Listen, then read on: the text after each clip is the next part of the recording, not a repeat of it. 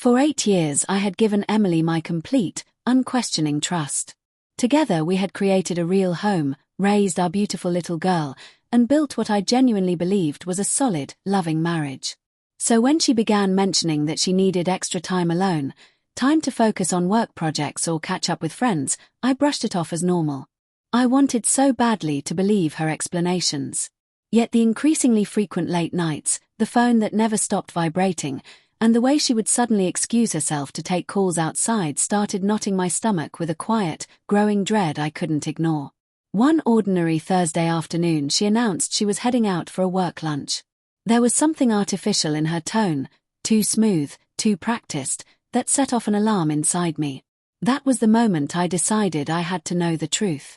I followed her car at a careful distance, staying several blocks back until she turned into the parking lot of a familiar little cafe downtown, the exact place we used to escape to during those sweet, early days of dating when everything still felt new and full of promise. The realization that she had deliberately chosen our old spot pierced me deeper than I expected. I pulled my car across the street, heart hammering against my ribs, and waited in silence. Not long after, a man stepped inside.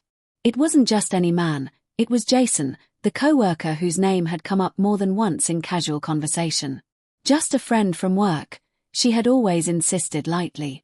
Now I watched them together, laughing with the easy, giddy energy of teenagers, their heads tilting closer with every shared word, as though the rest of the world had simply vanished around them. I remained rooted in my seat, every instinct urging me to burst through the door and confront them right then.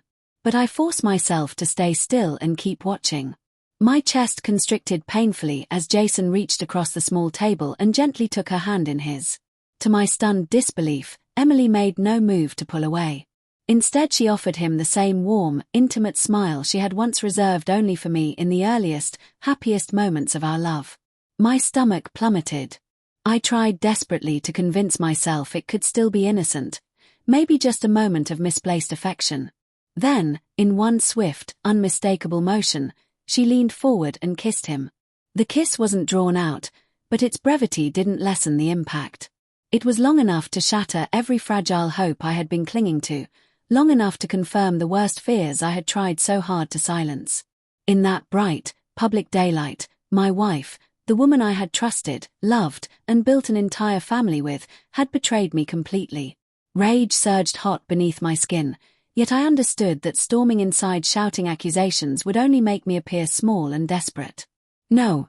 If she was going to feel the weight of what she had destroyed, it needed to be done deliberately, memorably, in a way that would echo in her mind forever. That was when the idea crystallized. I reached into the glove compartment, found an old receipt and a pen, and, despite my trembling hand, wrote 7 precise words in clear, steady letters. "You just kissed our marriage goodbye." I stepped out of the car and crossed the street with heavy, deliberate steps, each one carrying the certainty of finality. Inside the cafe the hum of conversations continued, but all I heard was the thunder of my own heartbeat.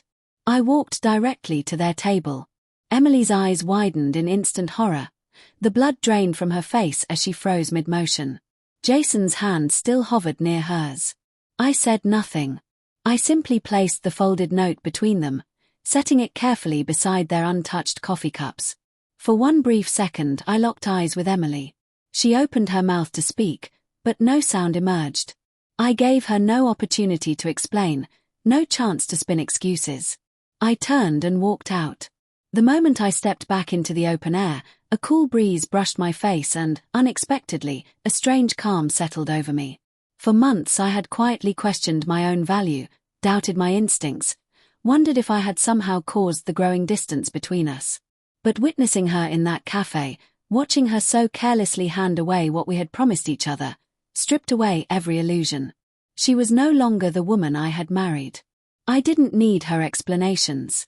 I didn't want her justifications. What I needed, what I finally claimed, was my freedom. When I returned home I packed a single bag and left it waiting by the front door.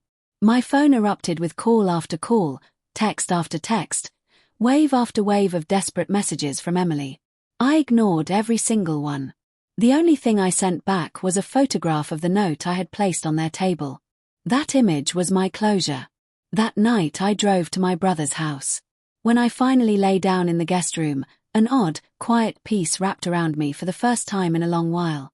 The pain of her betrayal still seared, but at least the endless lies had ended. In the days that followed, Emily pleaded for a conversation. She appeared at the door in tears, insisting it had been nothing more than a terrible mistake, that it carried no real meaning, that loneliness had driven her to it.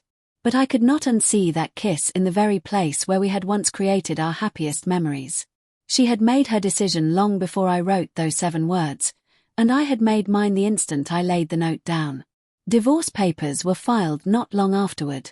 At first she tried to contest it, but the evidence left no room for debate, and eventually she stopped fighting.